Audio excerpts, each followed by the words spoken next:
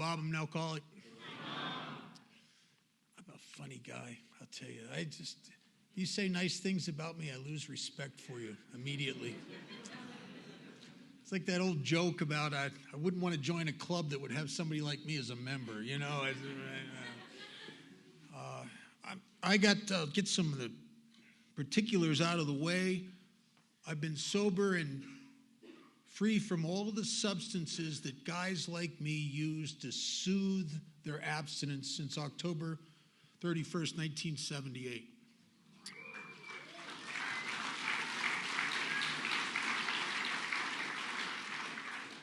I didn't do that. I have a sponsor who knows they're my sponsor, and that's very important because if your sponsor is not sure they're your sponsor, they're not. And I have a home group. It's called Connect the Dots. My wife mentioned it. I'm so proud to be a member of a 3 Legacy group. We're all solution, no problems. If you need to go talk about yourself and your feelings and problems, you'll go to one of the clubs. You won't come to my home group because all we have is big book, traditions, steps, speakers. We fly in speakers from around the world every week. It's a good meeting. It's a lit up primary purpose meeting. And I sponsor people, not because I'm an altruistic guy by nature. I'm not a giver. But I discovered something that Bill Wilson discovered when he was newly sober, that my sponsor discovered, that those of us that are fortunate discover, that I could escape the dreariness and depression of obsessive self-involvement by throwing myself into helping others.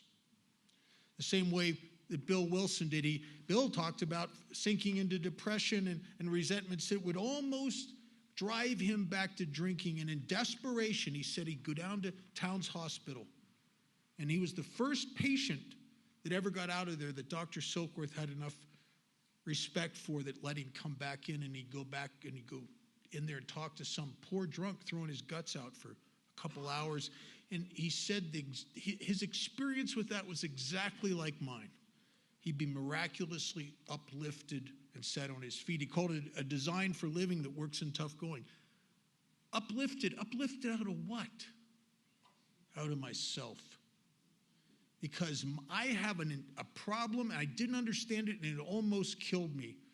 I have a problem that every time I quit drinking, I just get myself on myself. You know, like that creature in that movie Alien that attaches itself to your face. You know, I just get me right here, and my future right here, and my shame and guilt right here, and my mistakes and my imperfection and inadequacies right here, until I feel like I can't breathe. And you know what happens when we take a drink after you're like that for about 3, 4, 5, 6 months? We all do the same thing. We all go, somebody turned the air back on. Because the alcohol at one time set me free of the bondage of self. And what a seductive thing that was for a guy like me, who was sober, had a lot of stuff wrong with me. I keep it in the shade because I don't want to look like there's anything wrong with me. I'm obsessed with what you think of me. So I don't want to look like there's anything wrong here, but there's a lot wrong. Before I ever picked up a drink, I wasn't right, but I hid it well. I created a facade. I created an image that I cowered behind. You know, that I'm tough and I'm not tough, that I'm cool and I'm not cool, that I fit and I don't fit, that I'm okay and my God, I'm not okay. I became the pretend guy. The problem is, those of you who've lived like that, the facade starts to crumble after a while. And it's hard to hold that up because behind the facade, you know the truth. You know you're just phony. You know it's pathetic. You know it ain't real. And you don't trust yourself. You don't have any respect for yourself because you don't have any respect for anybody who's phony. And so you don't have any respect for yourself. And so when I found alcohol, I found something that was so amazing. And I'm an alcoholic for a couple reasons. One is that alcohol in the early days, not at the end, It turns on you. But in the early days of my drinking, alcohol did something for me that was so spectacular. I became obsessed with the effect produced by it. And I loved it. It set me free. I could walk into a party, or I had phony ID as a teenager. I could go into bars, and I could walk into those places, and I'm not doing well. I'm depressed. I don't fit. I'm stuck up inside of me with my feelings, and 4 or 5 drinks, I could come out and play. 6 or 7 drinks, and people I don't even know are my lifelong friends. You know what I mean? Did you ever walk into a place lonely and apart from, and I feel horrible and depressed? And 10 drinks in, you're saying things to people you didn't even know 2 hours before, like, I love you, man. I'd die for you, bro. You know, ooh. Against the backdrop of the loneliness and isolation of this disease, that's spectacular. And what is it doing is it's freeing me from this bondage of self that I walked in there with. And I don't know that. But another aspect of alcoholism, and it's really what defines me as an alcoholic rather than just a neurotic. There's a lot of people that have the what you might consider the emotions or the ism, but they're not alcoholic because they can drink alcohol. They can take it or leave it. And I've always thought it's a shame that the people who can drink often don't want to. You know? I was at a halfway house meeting one night many, many years ago. There was a new guy there. He nailed it. He said, I've relapsed for a number of years now, and I know I'm an alcoholic, but if I wasn't, I'd get drunk every night. Yeah, you just convinced us all you're alcoholic right there. And when I start to drink, something happens to me that doesn't happen to non-alcoholics. And treatment centers messed me up with this stuff. Because you go into a treatment center and they'll ask you crazy questions like, Bob, what's your drug of choice? Well, what do you got? I mean, you know, I broke open a magic marker in jail one time and huffed it, hoping something would happen, you know. What they should ask me is, what happens to you when you drink alcohol? You can have a lot of other problems, but if you don't have this one thing, you may have a lot of problems, but you're not alcoholic. And what is that? That I have this allergic reaction to alcohol. Now, I remember being in the treatment centers and in and out of AA in the 70s. People talk about that. I don't got that. No, not me. But I always had it. That when I drink alcohol, no matter what's at stake, no matter what's at risk, no matter what I have on my calendar, when I start to drink alcohol, something happens to me that only happens to people with a sickness, a fatal illness called alcoholism. And what is that? You get arrested? Maybe.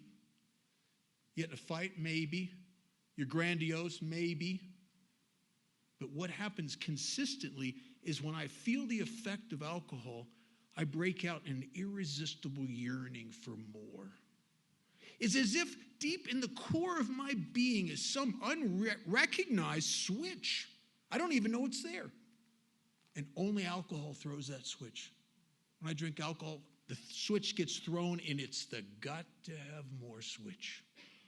And I've always had that reaction to alcohol. I was 10 years sober, and I was listening to a speaker talk about something that was not my experience, but I have no reason to believe they're making it up, that they drank socially with impunity, without problems for a number of years, crossed over a line into alcoholism. Well, I've heard that a couple times in AA.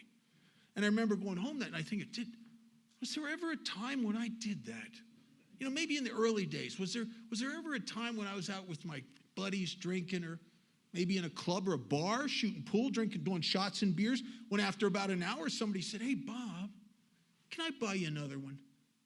When was the time when I looked at them and thought to myself, no, I'm good here, thanks. I couldn't find one time, because every time I drink alcohol, regardless of what other substances, regardless of depression, regardless of relationship, money problems, it sets off that deal. And I can't change that.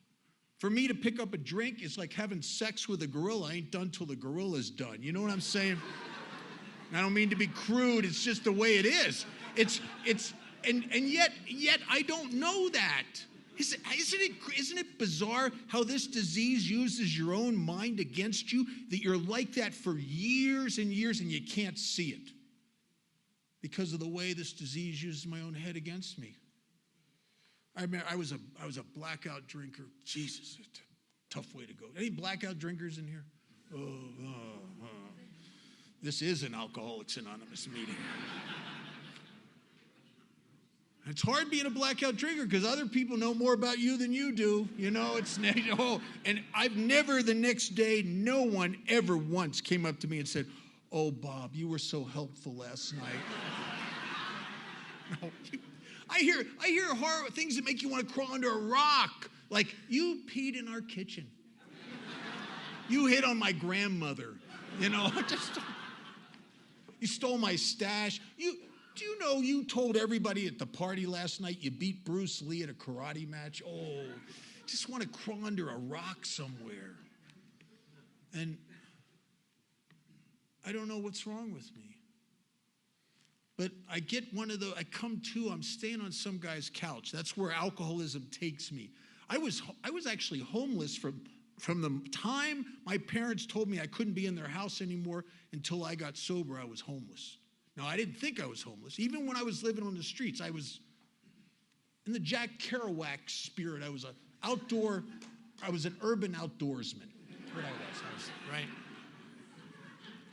But I didn't have my own place. I slept on people's couches, and this one particular time, I'm sleeping on a guy's couch. He felt sorry for me because I had nowhere to go. And I come to in the morning, and it's bad. I'm sick, bad sick. And my blackouts are very seldom a whole evening. I remember little snapshots, and the snapshots of memory that I remember are always horrific. You know, they're always embarrassing. You're just like, oh. And I remember these snapshots, and then the guy that I'm living with just lives to tell me what I did the night before. You know, it's like Christmas for him. He gets so glee out of embarrassing me. And I start piecing this together, and it's bad. I mean, this is serious bad. I mean, I could have went to jail. There's a bunch of people, I can't even go around them. Anywhere I know they go, I can't go there. I'm so embarrassed and so ashamed of myself. And I'm sitting there and I'm trying to put myself together, and I'm thinking, man, I can't do that anymore. This has got to stop. This has got to stop. And yet my nerves are shot. I'm shaking crazy. I need to drink bad. And I'm supposed to meet my buddies, the guys I play music with, down at Dot's bar down on the corner. And they're supposed to drink and shoot some pool. And boy, I'd like to do that, but my God, I can't do what happened last night. I can't do that. And so it's a dilemma. But I'm a plan maker. And if you're here and you're thinking about drinking again, you need a plan. It's not going to help, but it'll soothe you on the way out. And the plan is, okay, what I'll do is I'm going to go down there and hang out with my buddies, and I'll just have 8 drinks. I never punched a cop on 8 drinks. I never did anything too bizarre on 8 drinks. That's somewhere north of 12, I think. 8 drinks is good. I felt comfortable. I felt almost secure in this plan. 8 drinks, I'll be able to take the shakes away. I'll be able to get the madness at bay. I'll relax a little bit. I'll have a good time. Might even have a few laughs, and then I'll go home. Good plan. And it is a good plan. And it was a great plan until I got to drink number 7.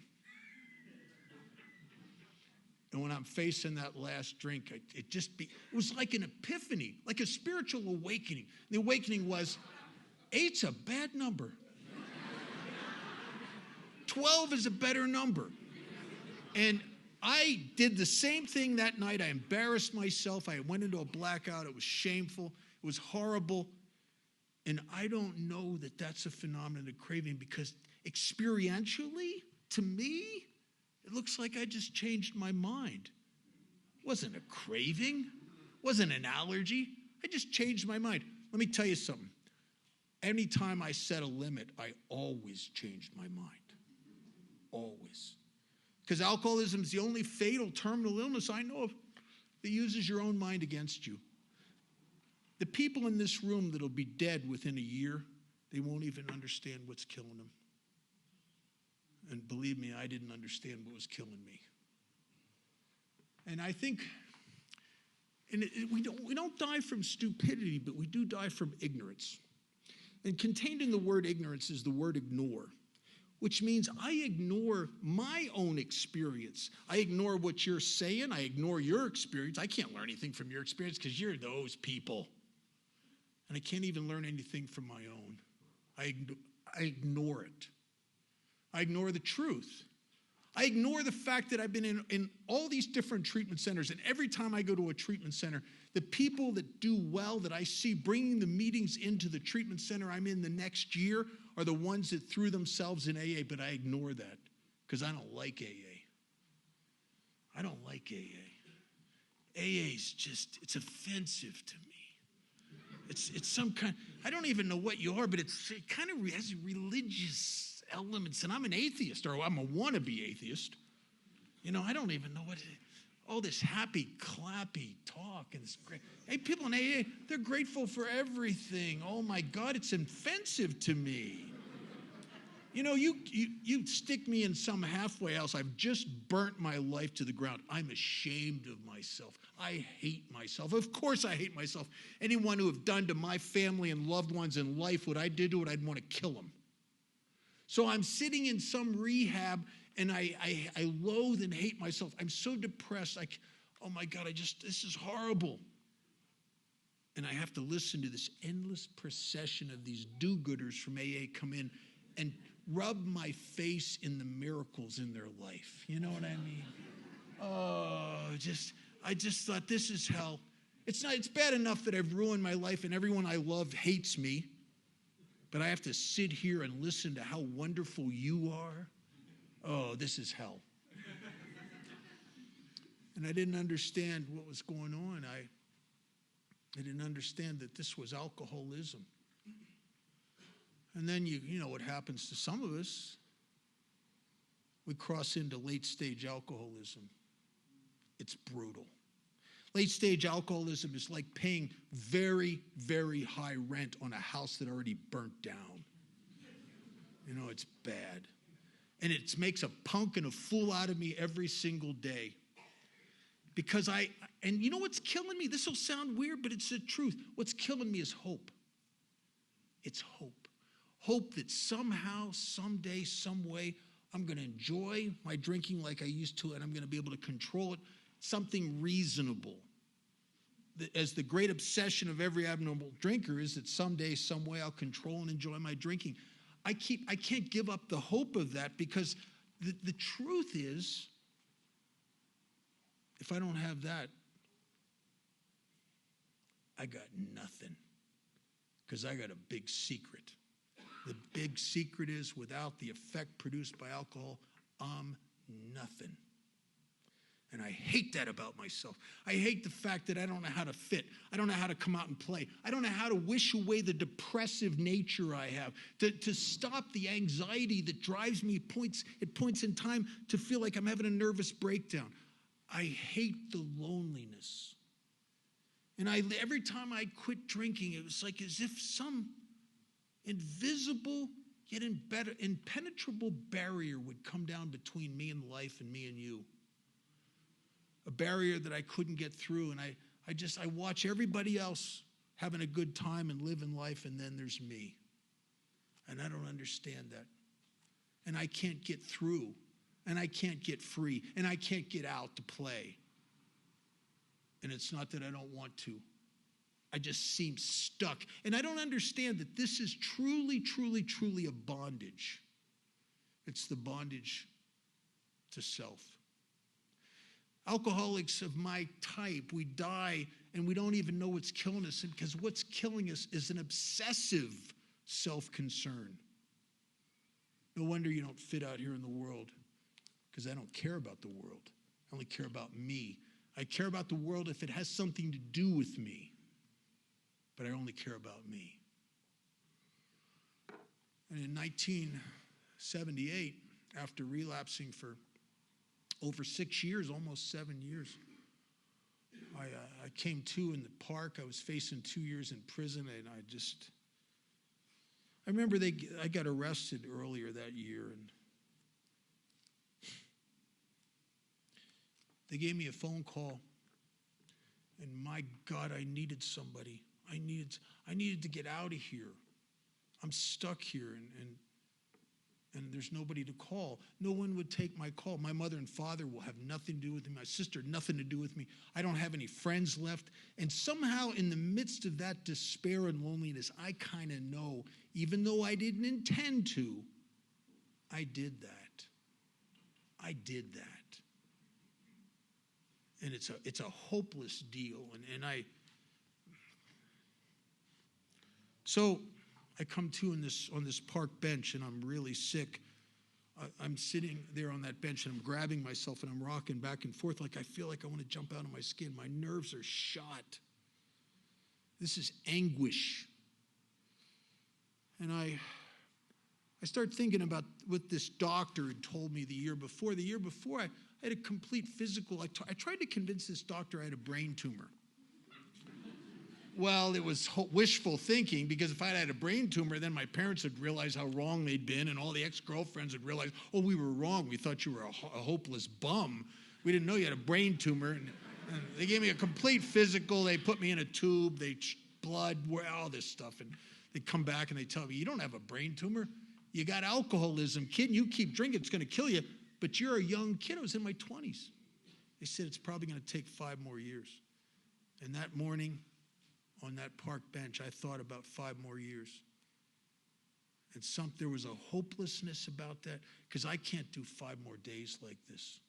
And I made up my mind to kill myself, and felt better.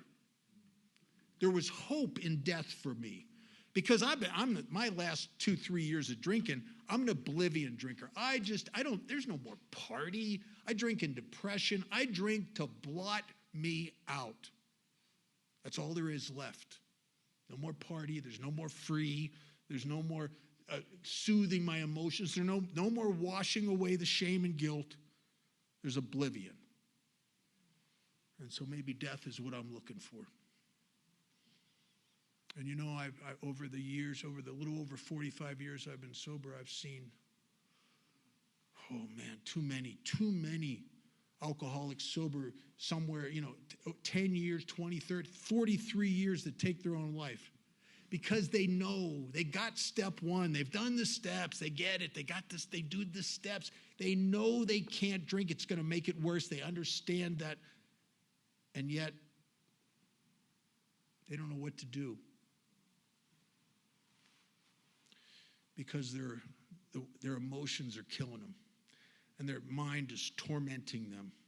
And they don't understand why, because they have a great life materially.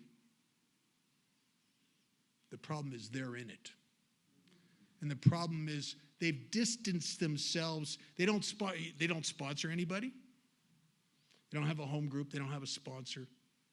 They're out there on the end of the limb all by themselves. And alcoholism is a lonely business. In our book, it says the alcoholic will know a loneliness such as few do. And at that place, it says you'll be at the jumping off place, and you'll wish for the end. And these people take their own lives with many, many years of sobriety. And some of them didn't have a step deficiency. They'd been through the steps. I've known some of these people really well. But they never applied anything, the traditions. They left the steps behind as if, well, I've done that. I just spoke to a guy a couple years ago. We were starting a new treatment center meeting, and he was sober actually longer than me. And I wanted him to come with us into the meeting, because he had experience. Now, he was backing away from AA, but I thought, man, getting back in this, talking to these newcomers, that'll light him up. And I remember saying to him, I said, man, why don't you come with us? This is going to be great. And I'll never forget this. He said, no, that's all right.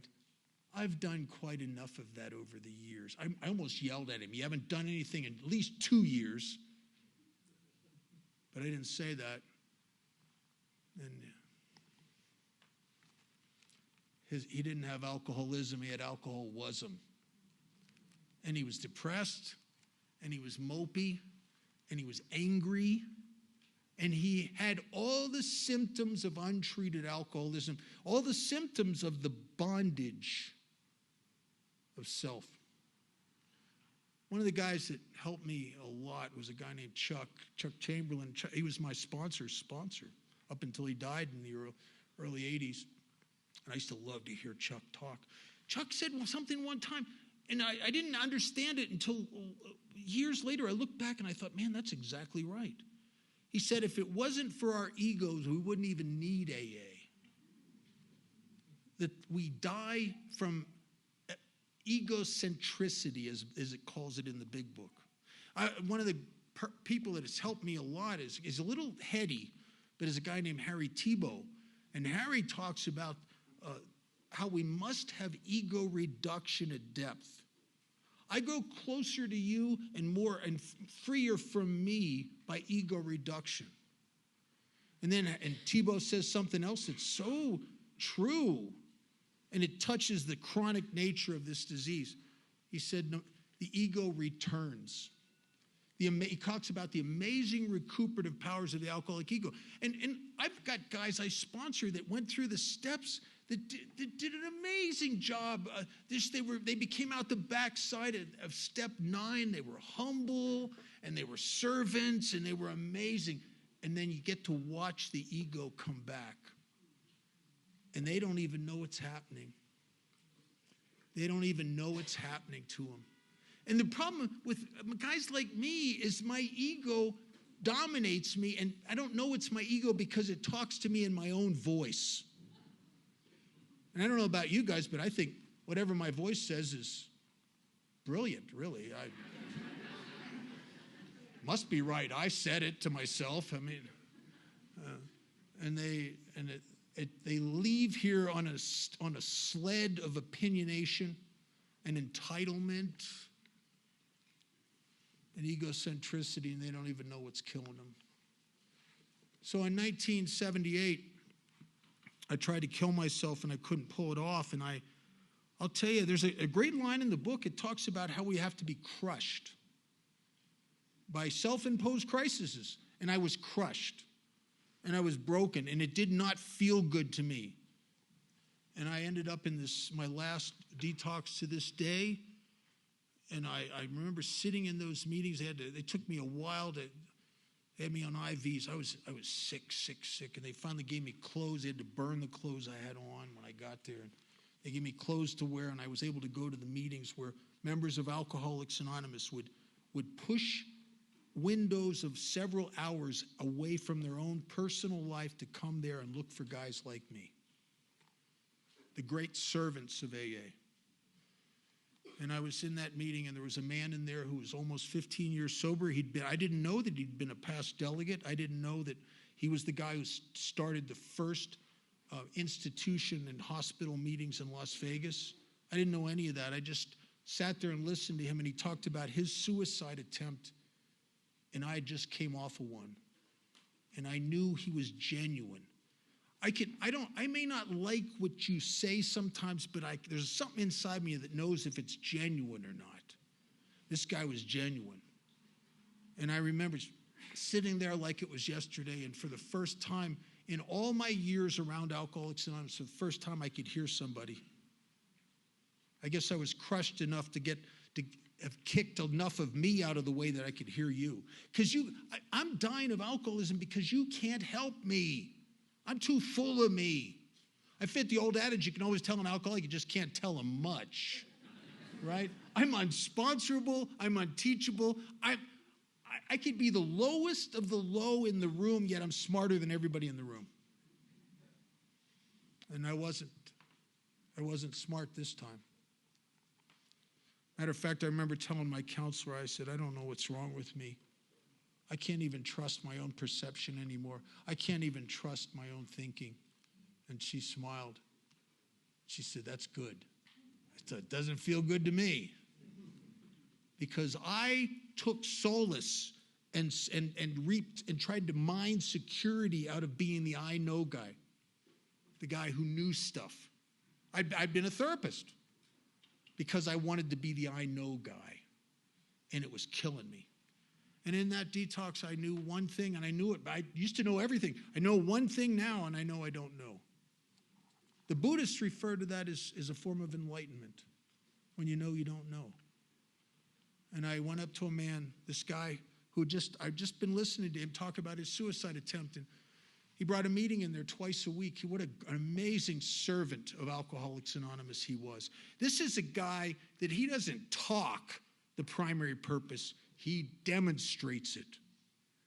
Because you can pretend to care, but you can't pretend to show up. And he showed up there twice a week. And he also showed up at committee meetings, and he showed up at his home group, and he went to a lot of meetings. He was always farming for a guy like me. And he caught me. And I think sometimes I think we're brought together by divine appointment, because he was perfect for me. He was a doer. He was a 5%er. He was a guy who was all in. No BS. He was all in AA. And I needed somebody like that. I needed that kind of example. Because I'm the kind of guy, if you surround me with people that are half measuring it or smoking pot or coming to meetings late, or I'll just do that because it's easier and it's more self-indulgent than what this guy's doing and some of the strong members of AA. And so I asked him something. I was afraid. I was scared. I felt like such a worthless piece of crap, honest to God. And I went up to him and I said, would you sponsor me? And if you will, I'll do anything you ask me to do. Not knowing how much stuff he was going to have me do. Oh my God, it was a lot. And he started pushing me he wanted me to pray right off the bat. He said, I want you to pray every morning. I want you to get up, down on your knees. I want you to pray. I said, I can't. He said, why not? I said, well, I don't believe in God. He said, I didn't ask you to believe in God. I asked you to pray. And I said, well, if I prayed and I don't believe in God, I'd be a hypocrite. He said, you've been a hypocrite all your life. Just do it. And it was the first thing I ever did that I didn't feel like doing. I didn't want to do it. But the juice is in the fact that I did it. I think there's a lot of spiritual juice in doing things that are inconvenient and you don't feel like doing. I mean, for God's sakes, think about it. If we only did the things we felt like doing, we'd be dead in 6 months.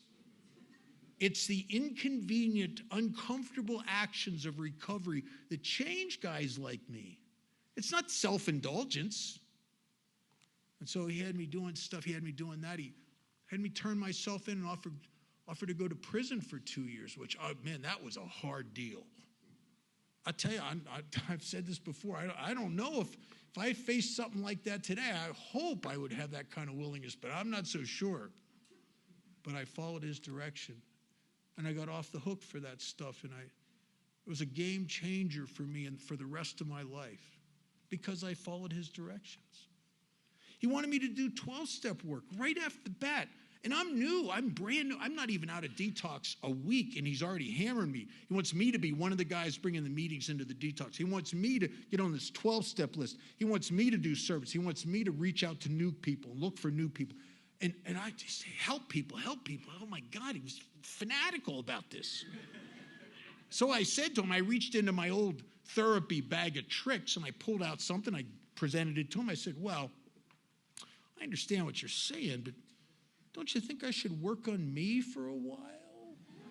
And he looked like he bit into a lemon, and he really went, work on you. You've done quite enough of that. Stop it. And oh my God, when he said that, I didn't get mad. I thought, he's right. I mean, I did transactional analysis. I did rational emotive therapy with Ellis himself. I did Gestalt therapy with a guy who studied with Fritz Perls. I did primal screaming. I was hypnotized. I mean, if it came up on the radar and I thought it's going to fix me because I am my first piece of business, I took a run at it. And the more I did that stuff, the more I tried to fix me and work on me, the sicker I got. It doesn't even make sense. But that is my actual experience. I come into Alcoholics Anonymous, and you just want me to make amends. You want me to help other people. You want me to pray, and you want me to dedicate my life to helping drunks and service in AA. And I couldn't argue. Yeah, okay. And I started to do it. And everything I hoped to get out of therapy, I got out of those actions. Who knew? Alcoholics Anonymous is a funny thing. And if you're new here, I bet you this is your experience. You're looking at what we do in service and the 12 steps. It doesn't look like a solution to your horrible myriad of problems. And yet it is. But you won't know that until it's your personal experience, and it will not be your personal experience until you do it. Recovery is not for those who need it, and we all know that. We all know people that are dying right now that need this, and they don't get it. And it's not even for those who want it. I've sat and talked to people waiting to get into the detox that are sobbing uncontrollably, telling me how much they want this. And they die of alcoholism. They never get it because it's not for those who need it, and it's not for those who want it. It's only for those who do it. And so if you're new here, find the doers. Find that. If you don't have a sponsor, get one of the guys you detest. One of the grateful for everything, big book under his arm, dedicated to serve. Get one of those guys. I know you don't like them. If you liked them, there'd be something wrong with you. Get them, because the people you like are destroying you.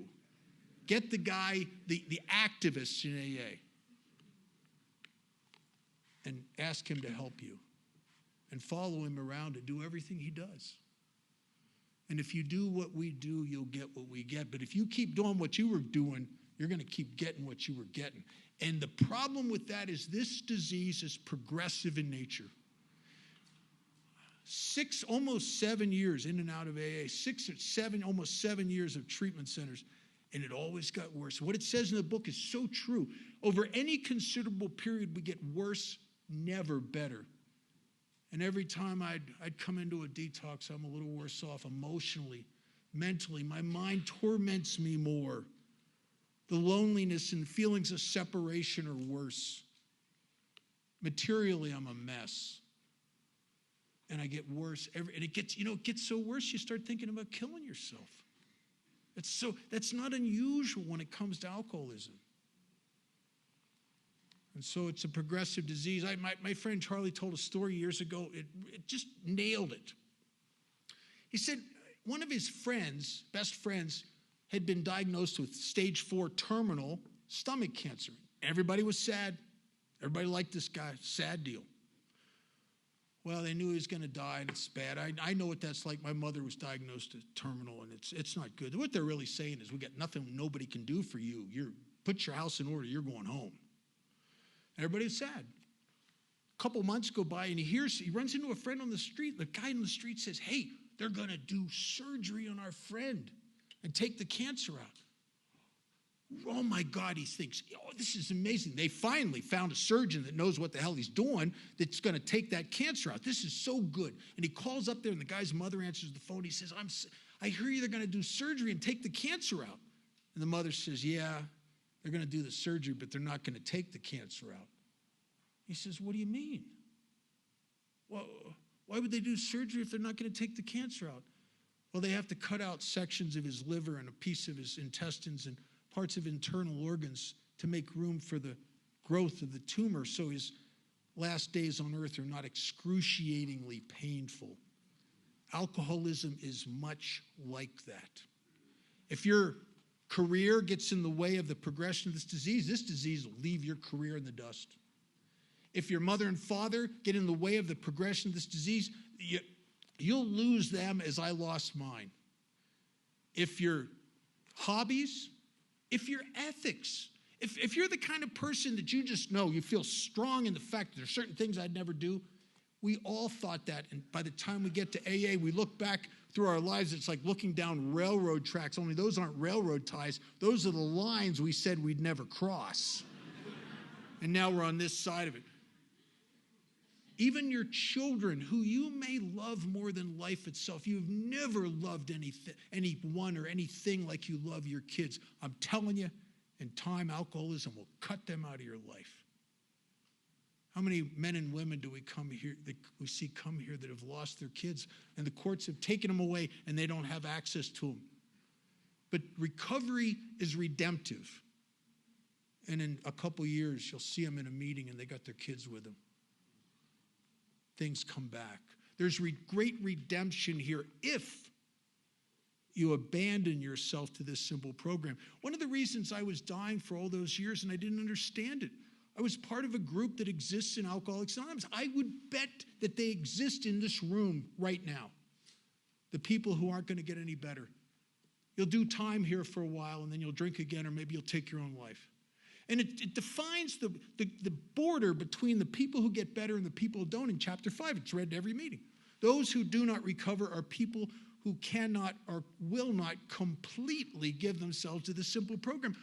I didn't even know it, but I'm part of that group because I'm so obsessively self-concerned. I can't give myself to your program. I got my own program. It's let's make Bob feel gratified and feel better. Why could I give myself to your program when I got my own? And in 1978, after a failed suicide attempt, I was broken enough that I just pushed all my chips in the pot, I just said yes. And I've been saying yes ever since, with no discernment. When it's dangerous is when you only say yes when you feel like it. When it's dangerous is when you let your ego and selfishness dictate what you do in AA. Because there is no hierarchy of service. Oh yeah, I'll speak at the conference, but I'm not going to clean the bathrooms. You just say yes. This is as important as if you come to my home group Monday night, Tuesday night, or you come during the week, you'll see me going. I'm one of the guys that goes into Skid Row. I do that several times a week, and I take a meeting in there. You'll see me Monday night. I get there an hour, sometimes an hour and 15 minutes before the meeting starts. I wear a coat and tie. We don't have to, but I do it because I love what Alcoholics Anonymous has done in my life, and there's not a lot of opportunities for a guy like me to inconvenience myself in a demonstration of respect for AA. So I wear a coat and tie. I'm not advocating. I'm not saying other people need to do that. I always look for ways I can do things like that. And I greet at the door, and as I greet at the door, I try to remember how lonely and how out of sorts I felt when I was new. And I walked in to AA, and it felt like everybody knew everybody, and then there was me. And I remember that. And I know that some of these people walking in are feeling that. And I want to let them know that we're here for them, and I'm glad they're here. And I give my phone number to people. I get their, now my wife got me getting their numbers, which is brilliant. I get their numbers and then text them so that they have, when they get out of the detox, they have my number. And I do these things not because I'm a good guy, but because these things saved Bob from Bob. There's a funny thing, a dynamic, and when it comes into the realm of the Spirit, you get what you give. You want to feel like you fit here. You want to feel like you're connected here. You want to feel vital here. Help someone else achieve those things, and you will receive them. You receive what you give here. And so that's why our primary purpose in Alcoholics Anonymous, and I love some of the things my wife said, is not ourselves. I think if you're like me, I came here and I have a primary purpose. It's me and my sex and my money and how I feel especially. And you wanted to take that away from me. I didn't want to give it up. The only reason I even considered giving it up is I'm dying, chasing something that doesn't work.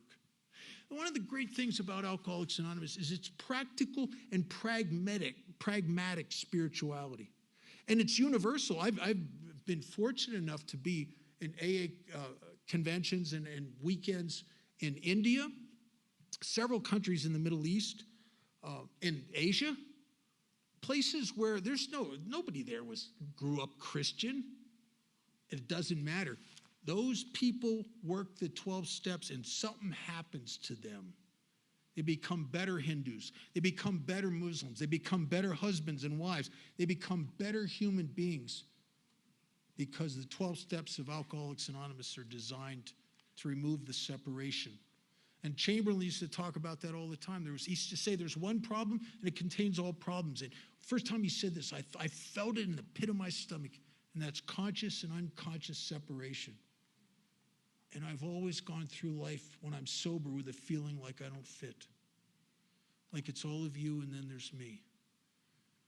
And that is the core of the problem with alcoholism. And in our first tradition, it says something interesting. It's talking about you and me. It says our personal recovery depends upon AA unity. That means, for God's sakes, first and foremost, my recovery depends upon me being connected here. Connected with you, connected with my sponsor, connected with my sponsees, connected here. I have to be a part of here. Loners die of alcoholism. I need the herd. When I was 9 years sober, I was asked to do something. It baffled me that they asked me. I was asked to go to California, Northern California, and give an AA talk, which I was amazed that they asked me. But they asked me, and I went up to this town called Eureka, up on the northern coast of California, and I had a whole day while I was up there, do the AA event, the monthly speaker meeting, and then I had a day to sightsee, and a guy has me in his pickup truck, and he takes me to a place called the Avenue of the Giants.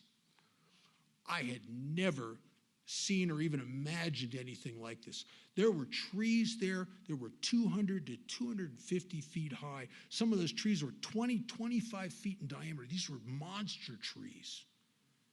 It felt like being in Jurassic Park or so. It was amazing. And then after we're walking around this forest for a while, he says, come on, get in the truck. I'm going to take you down to the coast. We're going to see these rock monoliths that come up out of the ocean, hundreds of feet. I said, okay. So I get in his truck and we're driving along. We're passing these meadows and fields. And he says to me, do you notice how you don't see a 250-foot tree all by itself growing in a field? I said, yeah. He said, you know why that is? I said, no, I don't. He said, well, God's created those trees in such a manner that it is their nature and they can't help but aspire to grow to such magnificent heights. That if they try to grow alone, what literally will happen is they will outgrow their roots' capacity to support them and hold them up, and they will topple over and die on their own aspired magnificence. And I thought, oh my God. I don't know about you. I had one deep-seated defect. I've had it all my life, and that defect is there's something about me that just wants more. I want to take bigger bites out of life. I aspire to more. I want to feel more. I want to have more. I want to be more. And that just about killed me alone. And then I came to Alcoholics Anonymous in 1978, and I got a sponsor. I started following his directions, and he had me sponsor people. I started connecting my lives, not just with him and his home group, but with them.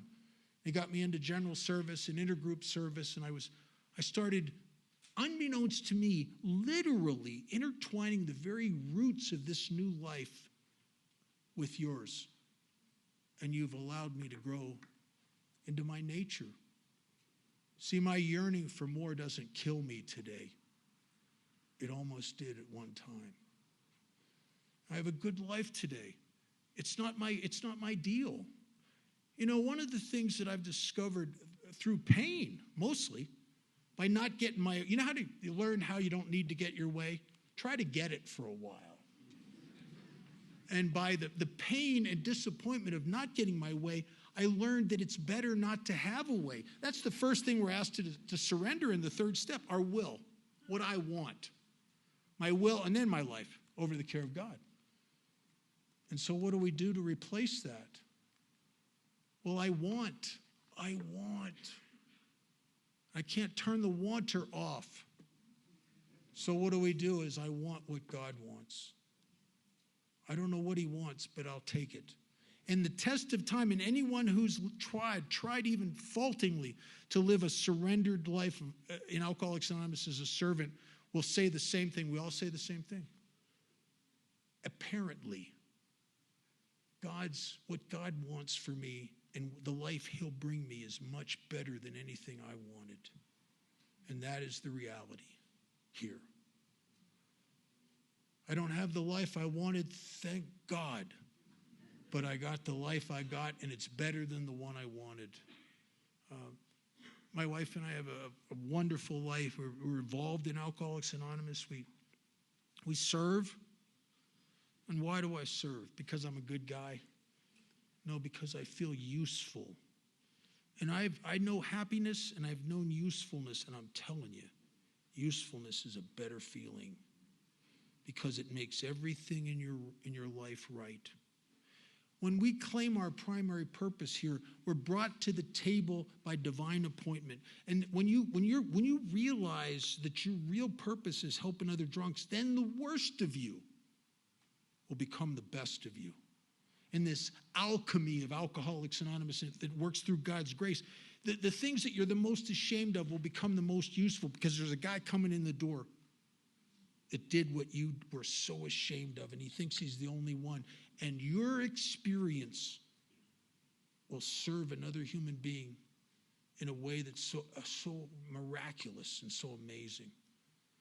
In Alcoholics Anonymous, everything's backwards. What's good sometimes is bad, and what's bad sometimes is good. Our assets become our liabilities, and our liabilities become our assets. And it's just a constant reminder, Bob, you don't know, do you? I guess not. Thanks for listening.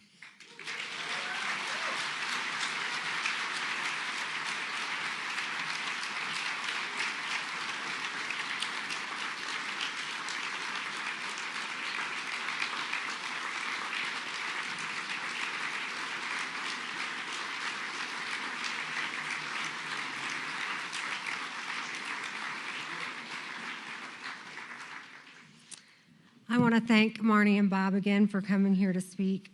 And I would like to close the meeting with the we version of the Serenity Prayer.